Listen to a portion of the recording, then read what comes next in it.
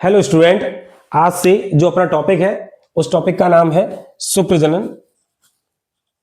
जैसा कि पिछली क्लास के अंतर्गत मैंने आपको मानवों में लैंगिक जनन की जो प्रक्रिया थी वो 3 स्टेप्स में संपन्न होती है। निषेचन से पूर्व, निषेचन और निषेचन पश्चात। आपने पिछली क्लास नहीं देखी है तो पहले आप उसे देख कर आए, तभी आपको ये चीज समझ में आएगी कि जो हम टॉपिक शुरू कर रहे हैं। बाकी सुप्रजनन तो समझ में आ ही जाएगा, पर ध्यान से सुनिए। मानव में जो लैंगिक जनन है वो 3 स्टेप्स में, निषेचन से पूर्व, निषेचन और निषेचन पश्चात। निषेचन से पूर्व में हम 2 टॉपिक करते हैं, युग्मक जनन और युग्मकों का स्थानांतरण। तो युग्मक जनन के अंतर्गत भी 2 टॉपिक हैं। चूंकि युग्मक 2 प्रकार के होते हैं, शुक्राणु और अंडाणु, तो युग्मक जनन भी 2 प्रकार का, शुक्रजन और अंडजन। तो आज से जो अपना टॉपिक है उसका नाम है शुक्रजन, जिसको इंग्लिश में बोलते हैं स्पर्मेटोजेनेसिस। तो चलिए पहले इसकी हम एक परिभाषा देखते हैं, तो ध्यान से देखिए। वृषण में जननिक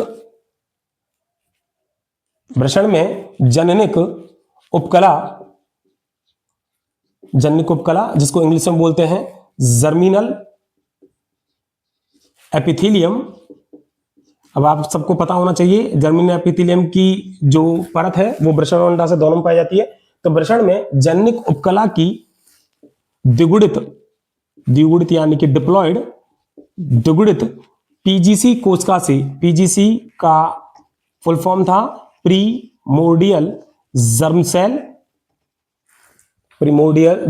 जिसको हिंदी में कहते हैं आद्य जनन कोशिका। ये जर्मिनल एपिथेलियम की विशेष प्रकार की सेल्स होती हैं। तो वृषण में जननिक उपकला की द्विगुणित पीजीसी कोशिकाओं के समसूत्री कोशिकाओं के अर्धसूत्री विभाजन से शुक्राणु स्पर्म बनने की प्रक्रिया क्या कहलाती है? वो प्रक्रिया कहलाती है शुक्रजनन। क्लियर बेटा? तो एक बार परिभाषा ध्यान से देख लीजिए, ये क्या परिभाषा है, और इस पूरे टॉपिक को हम बढ़िया अच्छे तरीके से एक आरेख के माध्यम से ही समझ डालेंगे। इसके लिए कोई हिंदी विंदी लिखने की जरूरत नहीं होगी, एक आरेख बनाऊंगा, उस आरेख के माध्यम से आप इस पूरे टॉपिक को, शुक्राणु के निर्माण की पूरी प्रक्रिया को बड़े आसानी से समझ लोगे। क्लियर? तो जैसे कि यहाँ लिखा हुआ है, तो वृषण में जननिक उपकला की द्विगुणित पीजीसी कोशिका के अर्धसूत्री विभाजन से। तो मैंने कल भी आपको बताया था कि जनन जो कोशिकाएं होती हैं उन कोशिकाओं में समसूत्री और अर्धसूत्री दोनों प्रकार के विभाजन होते हैं, लेकिन युग्मक निर्माण के लिए कौन सा ही विभाजन होता है? अर्धसूत्री। तो अर्धसूत्री विभाजन से शुक्राणु बनने की प्रक्रिया क्या कहलाती है? शुक्रजनन। तो चलिए हम इसको एक आरेख बनाकर, शुक्रजनन को हम एक आरेख बनाकर पूरी तरीके से समझते हैं। देख बेटा, ध्यान से समझना इस टॉपिक को। तो शुक्रजनन की प्रक्रिया किसमें शुरू होती है? वृषण, टेस्टिस में। और आप जानते हो कि स्तनधारियों के वृषण में हजारों की तादाद में क्या पाई जाती हैं? शुक्रजनक नलिकाएं पाई जाती हैं। वृषण में क्या होती हैं? शुक्रजनन या जनक भी लिख सकते हो, शुक्रजनक नलिकाएं, जिसको इंग्लिश में बोलते हैं सेमिनिफेरस ट्यूब्यूल्स। क्लियर? इन शुक्रजन नलिकाओं में विशेष प्रकार की शुक्रजन नलिकाओं में एक कोशिकाओं की परत पाई जाती है जिसे बोलते हैं जननिक उपकला, जिसको इंग्लिश में बोलते हैं जर्मिनल एपिथेलियम। क्लियर बेटा? नेक्स्ट, इन जननिक उपकला की कोशिकाओं में से जो परत होती है इसमें विशेष प्रकार की सेल्स पाई जाती हैं जिन्हें बोला जाता है आद्य जनन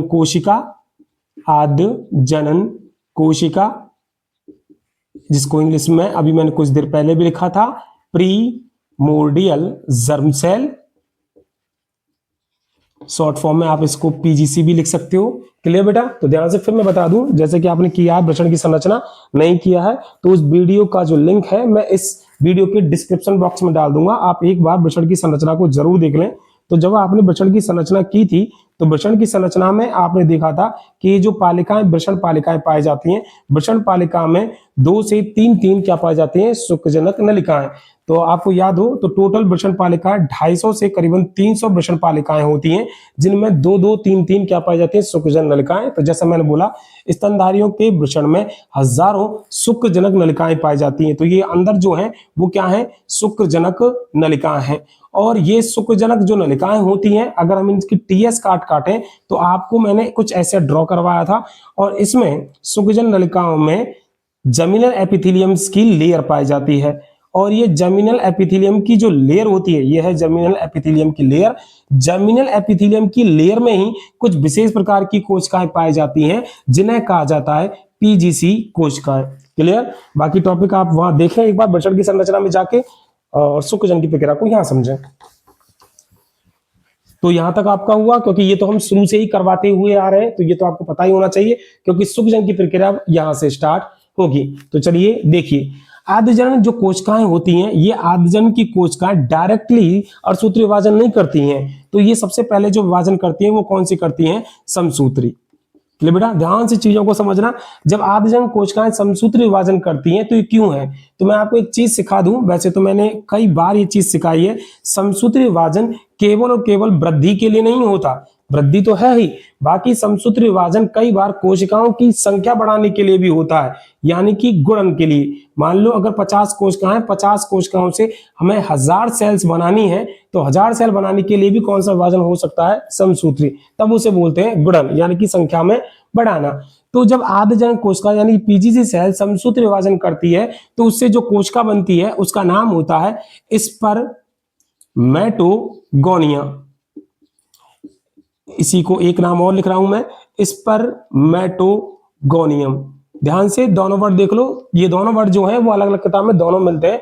स्पर्मेटोगोनिया जो शब्द है वो एक बहुवचन है, जबकि स्पर्मेटोगोनियम जो है वो सिंगल सेल के लिए यानी कि एक वचन है, और हिंदी में इसको बोलते हैं शुक्राणु मात्र कोशिका। क्लियर बेटा? एक चीज फिर से मैं आपको बार बार फिर से कह रहा हूं, जब भी किसी भी कोशिका में समसूत्री विभाजन होता है तो बनने वाली जो भी पुत्री कोशिकाएं होती हैं वो मात्र कोशिका के क्या होती हैं, समान होती हैं। यानी कि अगर कोई भी दुग्ध कोशिका है और उसने समसूत्री विभाजन किया है तो बनने वाली पुत्री कोशिकाएं भी मात्र कोशिका के क्या होती हैं, समान। लेकिन जब अर्धसूत्री विभाजन होता है तो अर्धसूत्री विभाजन में 2 स्टेज होते हैं। अर्धसूत्री फर्स्ट, जिससे 2 कोशिकाएं बनती है अगुणित अगुणित, फिर ये अर्धसूत्री सेकंड करती है, दोनों कोशिकाएं अर्धसूत्री सेकंड करती हैं, और अर्धसूत्री सेकंड करके अगुणित अगुणित कोशिकाओं का क्या करती है, निर्माण। तो ध्यान से सीख लेना, समसूत्री विभाजन में एक कोशिका से केवल 2 कोशिका बनती है जो मात्र कोशिका के समान, लेकिन अर्धसूत्री विभाजन में 2 स्टेजेस होते हैं, फर्स्ट और सेकंड। और अर्धसूत्री विभाजन से 2 कोशिका नहीं 4 बनते हैं, और चारों मात्र कोशिका के समान नहीं होती, कितनी होती है, अगुणित। यानी कि अगर हमारे पास गुणसूत्र की संख्या 46 है तो सभी कोशिकाओं में गुणसूत्र की संख्या कितनी होती है, 23 होती है। तो देखिए, तो यहां पर आद्यजनन कोशिका ने जब समसूत्री विभाजन किया, तो जैसा कि मैंने बताया समसूत्री विभाजन किसके लिए भी होता है, गुणन के लिए।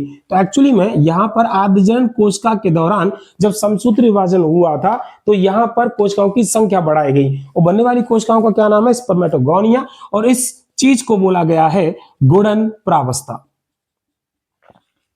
क्लियर बेटा? नेक्स्ट, फिर आगे देखिए, आगे चल के ये स्पर्मेटोगोनिया जो होती है वो आगे चल के अब क्या कर लेती है, वृद्धि। अब यहाँ कोई विभाजन नहीं हो रहा, यहाँ समसूत्री जरूर हुआ है, लेकिन यहाँ होती है वृद्धि यानी कि ग्रोथ। केवल सेल की साइज बढ़ती है, और जब सेल की साइज बढ़ती है तो बनने वाली जो सेल्स होती है वो कहलाती है प्राइमरी स्पर्मेटोसाइट। हिंदी में इसको बोलते हैं प्राथमिक शुक्रजनन कोशिका। क्लियर? ध्यान से समझना बेटा, यहां केवल वृद्धि हुई है। जैसे कि मैं कुछ ड्रॉ के माध्यम से आपको समझा दूं कि मान लो ये आद्यजनन कोशिका है, तो मैं सारी सेल्स के वो लिख देता हूं। देखो बेटा, हम जो है वो जीव दुग्ध हैं, तो वृषण में जितनी भी कोशिकाएं होंगी वो कौन सी होंगी, दुग्ध। शुक्रजनन नलिकाओं में भी कौन सी कोशिकाएं होंगी, दुग्ध। जन्य उपकला की कोशिकाएं भी कैसी होंगी, दुग्ध, क्योंकि जब तक अर्धसूत्री विभाजन नहीं होता तब तक सेल कैसी रहेगी, दुग्ध। तो आद्यजनन कोशिकाएं भी कैसी हैं, दुग्ध। अब यहीं से सीखिए कि आद्यजनन कोशिकाएं जो है दुग्धित है, तो अब दुग्धित है तो हमारे पास गुणसूत्र संख्या कितनी होती है, 46 गुणसूत्रों में से 44 जो गुणसूत्र होते हैं वो होते हैं कायिक गुणसूत्र, और जबकि 2 जो गुणसूत्र होते हैं x प्लस x जैसे कि अगर मादा है, और अगर x प्लस y जैसे कि कौन है, मेल। और चूंकि हम शुक्रजनन की जो प्रक्रिया कर रहे हैं वो किसमें होती है, नर में, तो यानी कि 2 होते हैं लिंग गुणसूत्र, 44 प्लस x प्लस वाई। तो यहाँ गुणसूत्र कुछ इस तरीके से होंगे, 44 plus x plus y. Clear है? तो अब जब ये समसूत्र विभाजन हुआ था तो अर्धसूत्री तो है नहीं, तो बनने वाली ये कोशिकाएं होंगी स्पर्मेटोगोनिया, तो ये भी कोशिकाएं कैसी होंगी? दुगुड़, जिनके पास 44 प्लस x प्लस वाई इसी तरीके से गुणसूत्र होंगे। पर जब ये वृद्धि करेगी, तो जैसे मान लो ये सेल है स्पर्मेटोगोनिया, तो जब इसने वृद्धि करके प्राइमरी स्पर्मेटोसाइट बनाया होगा तो सेल की केवल और केवल साइज ही बढ़ती है, और बनने वाली जो सेल्स होती है वो क्या कहलाती है? प्राइमरी स्पर्मेटोसाइट कहलाती है। और यहां पर क्या हुई है? वृद्धि। तो इस तरीके से इस स्टेज का नाम हुआ वृद्धि प्रावस्था। क्लियर बेटा? नेक्स्ट आगे देखिए, अब ये प्राइमरी स्पर्मेटोसाइट जो है, अब यहीं से वो डिवीजन होता है जिसके लिए हम बार बार बोलते हैं कि शुक्रजन के दौरान अर्धसूत्री विभाजन होता है। तो यहां होता है वो अर्धसूत्री फर्स्ट। जैसा कि अभी मैंने कुछ देर पहले बताया था कि जब भी शुक्राणु का निर्माण होगा या युग्मक का निर्माण होगा तो अर्धसूत्री विभाजन में 2 स्टेजेस होती है, फर्स्ट और सेकंड। तो प्राइमरी स्पर्मेटोसाइट अर्धसूत्री फर्स्ट करती है, और सूत्री फर्स्ट करके क्या बनाती है? वो बनाती है सेकेंडरी स्पर्मेटोसाइट। सेकेंडरी स्पर्मेटोसाइट, और सेकेंडरी स्पर्मेटोसाइट को हिंदी में आप लिख सकते हो द्वितीयक शुक्राणु जन कोशिका। शुक्राणु जन कोशिका। क्लियर बेटा? अब जरा यहां पर थोड़ा सा आपको समझना बेहद जरूरी है कि यहां पर जैसे मान लो मैंने एक सिंगल सेल ली है, सिंगल सेल ने क्या की है? वृद्धि ही तो की है, वृद्धि होकर वृद्धि हो गई, लेकिन यहां पर हुआ है अर्धसूत्री विभाजन। और जरा देखिए, जब एक सिंगल सेल अर्धसूत्री विभाजन फर्स्ट करेगी तो उससे कितनी कोशिका बनती है? 2, और दोनों कोशिका कैसे रह जाती है? अगुण। तो जरा देखिए कि जब इस सेल ने विभाजन किया होगा तो इससे सेल से कितनी सेकेंडरी स्पर्मेटोसाइट बनी होंगी? 2, 1 और ये कितनी बनी होंगी? 2। अब आपको इन दोनों में गुणसूत्रों की संख्या लिखनी है, क्योंकि इसमें गुणसूत्र की संख्या जो है वो कितनी है? 46। 46 में से आप ऊपर दे सकते हो 44 और 2 46। 44 तो काय गुणसूत्र होते हैं और 2 होते हैं लिंग गुणसूत्र। तो जब ये डिवाइड हुआ होगा अर्धसूत्री फर्स्ट में, तो यहाँ क्या होगा? 22 तो 1 में गए होंगे, 22 काय गुणसूत्र 1 में गए होंगे, पर यहां से x प्लस वाई में एक x किसी 1 में गया होगा, तो यानी कि वाई गुणसूत्र किसी 1 में गया होगा। तो क्या हुआ यहाँ पर? प्राइमरी स्पर्मेटोसाइट ने जब अर्धसूत्री फर्स्ट किया था तो कितनी कोशिकाएं बनी? 2, और दोनों कोशिकाएं जो बनी है अब वो दुगुणित नहीं है, ये तो कोशिका कैसी है? दुगुणित, लेकिन ये कोशिकाएं कैसी हैं अब? अगुणित, क्योंकि इनमें गुणसूत्रों की संख्या कितनी रह गई है? मात्र कोशिका की आधी, 23 प्लस 23। क्लियर हुआ? अब यही सेकेंडरी स्पर्मेटोसाइट जो है वो आगे चल के अब कौन सा डिवीजन कर लेगी? वो कर लेगी अर्धसूत्री सेकंड। अब मैं बता दूं, अर्धसूत्री सेकंड हूबहू किस डिवीजन जैसा होता है? समसूत्री। और समसूत्री मैंने परिभाषा बोली थी, बनने वाली जो कोशिकाएं मात्र कोशिका के समान। तो समसूत्री विभाजन दुगुणित कोशिका में होता है, तो बनने वाली कोशिकाएं कैसी होती है? दुगुणित। जैसे जरा देख लो, आजन कोशिका जब दुगुणित थी तो समसूत्री विभाजन किया तो बनने वाली स्पर्मेटोगोनिया भी कैसी होती है? दुगुणित। लेकिन समसूत्री विभाजन अगर मान लो किसी अगुणित कोशिका में होता है तो बनने वाली कोशिकाएं कैसी रहेंगी? अगुणित, क्योंकि पुत्री कोशिकाएं हमेशा कैसी होती है? मात्र कोशिका के समान। किस डिवीजन में? समसूत्री। तो बता दूं, अर्धसूत्री सेकंड विभाजन, ये भले ही अर्धसूत्री सेकंड लिख रहा है लेकिन होता बिल्कुल समसूत्री के जैसा ही है। और अगर समसूत्री के जैसा होता है तो सेकेंडरी स्पर्मेटोसाइट में ये दोनों अगुणित कोशिकाएं अगर कौन सा विभाजन करती है? अर्धसूत्री, तो बनने वाली पुत्री कोशिकाएं भी अपनी मात्र कोशिका के समान ही तो होंगी। तो अब जो कोशिका बनती है उसका नाम होता है स्पर्मेटर। ये नाम ध्यान से देखना बेटा, अभी परिपक्व शुक्राणु का निर्माण नहीं हुआ है, क्या बना है? स्पर्मेटर, जिसको एक नाम और आप लिख सकते हो, इसको लिखते हैं शुक्राणु पूर्व कोशिका, या शुक्राणु पूर्व भी लिख सकते हो। ठीक, तो ये बनता है स्पर्मेटेड। अब जरा देखिए, यहां से ड्रॉ से भी ऐसे समझ जाओगे आप। तो इस कोशिका ने भी अर्धसूत्री सेकंड किया होगा, इस कोशिका ने भी अर्धसूत्री, जैसे मैंने यहां भी बना रखा, देखो इस कोशिका ने भी अर्धसूत्री विभाजन किया था, 2 कोशिका बनी। तो जरा देखो, जब ये कोशिका अर्धसूत्री सेकंड करेगी तो बनने वाली जो दोनों कोशिकाएं होंगी तो ये होंगी, और इसके पास भी 22 प्लस एक्स होगा, तो इसके पास भी कैसा होगा? 22 प्लस एक्स, क्योंकि बनने वाली दोनों सेल जो होंगी वो अपनी मात्र कोशिका के क्या है? समान। उसी तरीके से ये भी जब डिवीजन आगे चल के करेगी तो बनने वाली दोनों कोशिकाएं अपनी मात्र कोशिका की कैसी होनी चाहिए? समान। 22 प्लस 22 22+22। इसलिए तो कहते हैं कि मानव में यानी कि नर में बनने वाले जो शुक्राणु होते हैं वो दो तरह के होते हैं, एक तो होते हैं एक्स वाले और एक होते हैं वाई वाले। यानी 50% जो शुक्राणु बनते हैं 22+X और 50% जो शुक्राणु होते हैं वो कौन से बनते हैं 22+22। पर यहां पर एक चीज सीखनी है कि अभी परिपक्व शुक्राणु का निर्माण नहीं हुआ है। तो जरा देखिए कि प्राइमरी स्पर्मेटोसाइट से स्पर्मेटिड तक बनने की जो प्रक्रिया है, चूंकि यहाँ कोशिकाओं का परिपक्वन हो रहा है, तो इस अवस्था को बोलते हैं परिपक्वन प्रावस्था। क्लियर? तो आप देख सकते हो आदिजनन कोशिका से स्पर्मेटोगोनिया गुणन प्रावस्था, स्पर्मेटोगोनिया ने वृद्धि की, प्राइमरी स्पर्मेटोसाइट वृद्धि प्रावस्था, और प्राइमरी स्पर्मेटोसाइट से क्या बन गया स्पर्मेटिड, कौन सी प्रावस्था परिपक्वन प्रावस्था।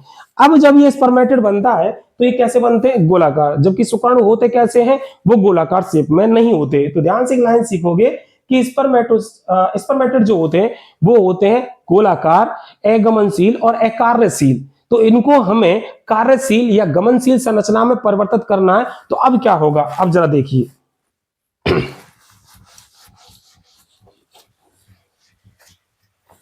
इसका जो नेक्स्ट स्टेप है वो यहां तो आएगा नहीं, इधर की तरफ लिख दे रहा हूं बेटा, ध्यान से देखना।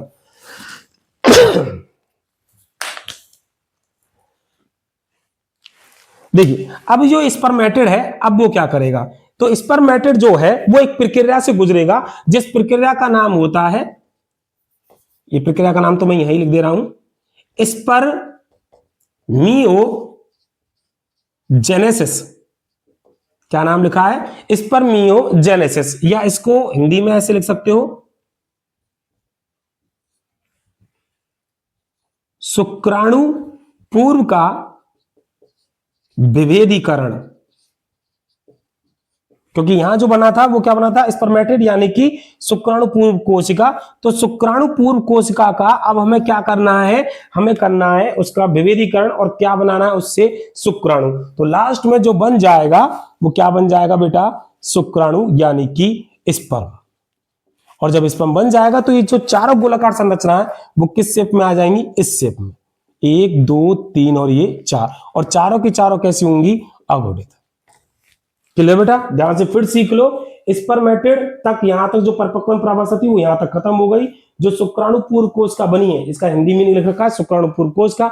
अब यही शुक्राणु पूर्व कोशिका जो है, मैंने जैसा बोला कि शुक्राणु पूर्व जो कोशिका होती है वो अगमनशील, अकार्यशील और गोलाकार संरचना होती है, जिसे हमें कार्यशील और गमनशील संरचना में परिवर्तित करना है। तो जिसके लिए एक प्रक्रिया होती है जिस प्रक्रिया का नाम होता है स्पर्मियोजेनेसिस, जिसका हिंदी लिखा हुआ है शुक्राणु पूर्व का विभेदीकरण। तो जब ये स्पर्मियोजेनेसिस प्रक्रिया हो जाती है तो स्पर्मेटिड बदल जाते हैं किसमें, परिपक्व शुक्राणु में। क्लियर? तो जरा अब ध्यान से देखिए कि यहां पर कौन कौन सी प्रक्रियाएं हुई हैं। देखिए आपने देखा कि आद्यजनन कोशिका से लेकर आप जो यहां तक देख रहे हो, आद्यजनन कोशिका से और स्पर्मेटिड तक की जो प्रक्रिया है, ध्यान से देखना, आद्यजनन कोशिका से स्पर्मेटिड बनने तक की जो प्रक्रिया है, इस प्रक्रिया को बोला जाता है स्पर्मेटोसाइटोजेनेसिस, और हिंदी में इसको बोलते हैं शुक्राणु पूर्व का निर्माण, शुक्राणु पूर्व का निर्माण। और ये देखो शुक्राणु पूर्व का निर्माण। तो अब दो प्रक्रियाएं हो गई, एक हो गया स्पर्मेटोसाइटोजेनेसिस और एक हो गया स्पर्मियोजेनेसिस। तो स्पर्मेटोसाइटोजेनेसिस और स्पर्मियोजेनेसिस इन दोनों को मिलाकर ही हम क्या बोलते हैं, इसको बोलते हैं स्पर्मेटोजेनेसिस, यानी कि आपका शुक्र जनन। तो देख लीजिए बेटा शुक्र जनन की प्रक्रिया के अंतर्गत, अब ये आरेख ही है जो पूरा आपका शुक्र जनन कवर कर देता है। तो देखिए जरा स्पर्मेटोजेनेसिस यानी कि शुक्र जनन की प्रक्रिया के अंतर्गत कितने स्टेप्स होते हैं, 2 स्टेप्स होते हैं। पहला क्या आता है, पहला आता है स्पर्मेटोसाइटोजेनेसिस और दूसरा क्या आता है स्पर्मियोजेनेसिस। स्पर्मेटोसाइटोजेनेसिस के अंतर्गत हम क्या करते हैं, शुक्राणु पूर्व का निर्माण, जिसमें कौन कौन सी चीजें आती हैं जरा देख लो। एक आता है इसमें गुणन प्रावस्था, एक आता है वृद्धि और एक आता है परिपक्वन। क्लियर? अब चलो एक बार आपका ये जो पूरा आरेख बना है उसको लाइन टू लाइन मैं आपको और समझा देता हूं। वैसे तो टॉपिक हो चुका है पर समझना जरूरी है, एक बार ध्यान से सुनिए। देखिए स्तनधारियों के वृषण में हजारों शुक्रजनक नलिकाएं पाई जाती हैं। शुक्रजनक नलिकाओं की जो भित्ति है वो किसकी बनी होती है, जर्मिनल एपिथेलियम की बनी होती है।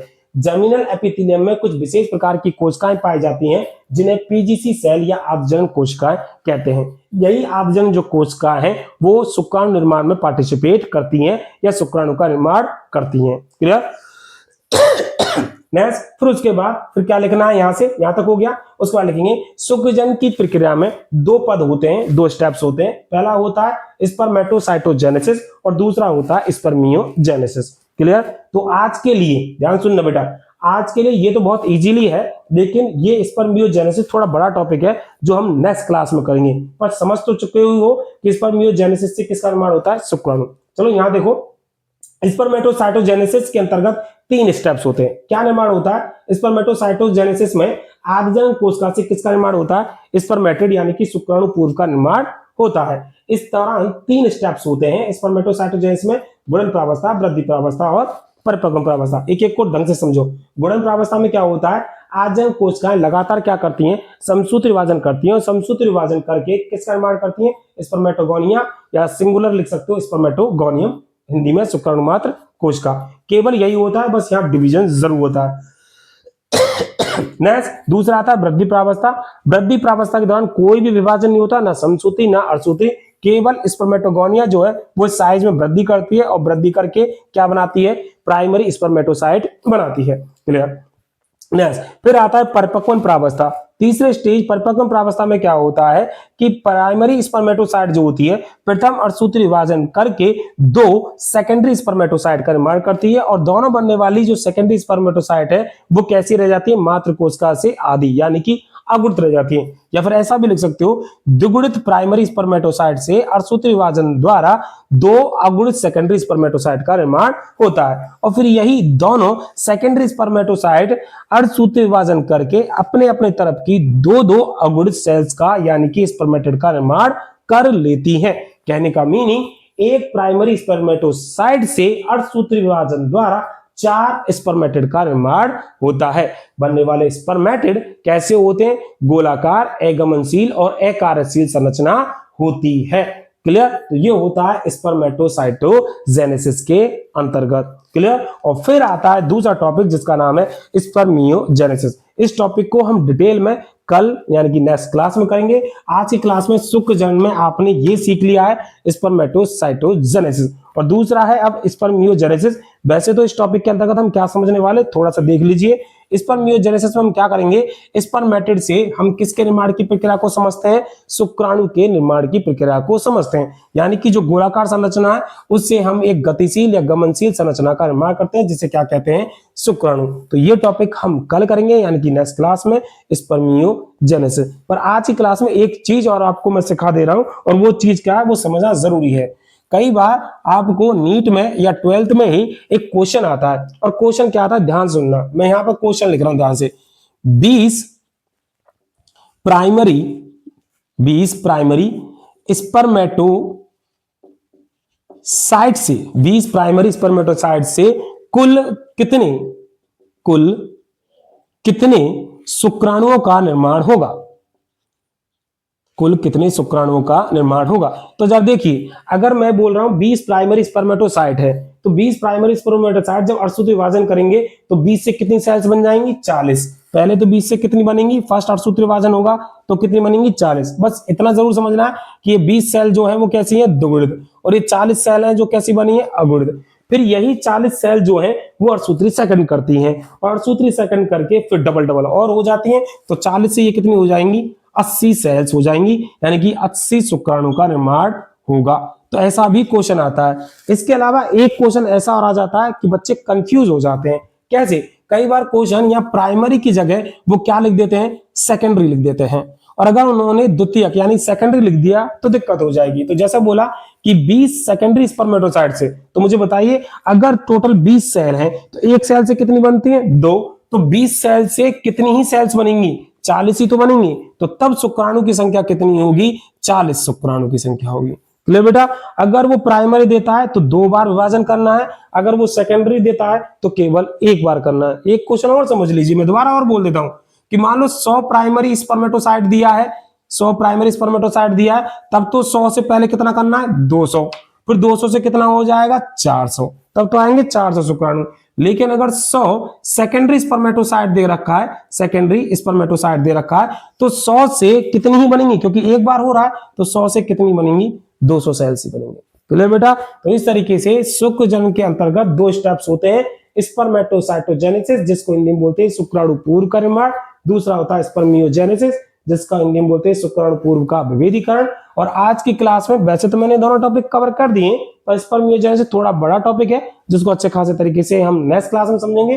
पर स्पर्मेटोसाइटोजेनेसिस में तीनों स्टेप्स, गुणन प्रावस्था, वृद्धि प्रावस्था और परिपक्वन प्रावस्था के अंतर्गत हम किसके निर्माण की प्रक्रिया को समझ चुके हैं, स्पर्मेटिड। तो कल की क्लास में हम क्या समझेंगे, स्पर्मेटिड से स्पर्म्स का निर्माण किस प्रकार से होता है, यानी कि स्पर्मियोजेनेसिस की प्रक्रिया को समझेंगे। आज की क्लास को एक नहीं 2-2 बार देखें, ताकि कल जब हम इस क्लास को करें तो ये बाकी का जो टॉपिक है जो मैंने करा दिया इसको बार बार करने की हमें जरूरत ना पड़े। तो चलिए आज की क्लास हम यहीं समाप्त करते हैं। Thank you.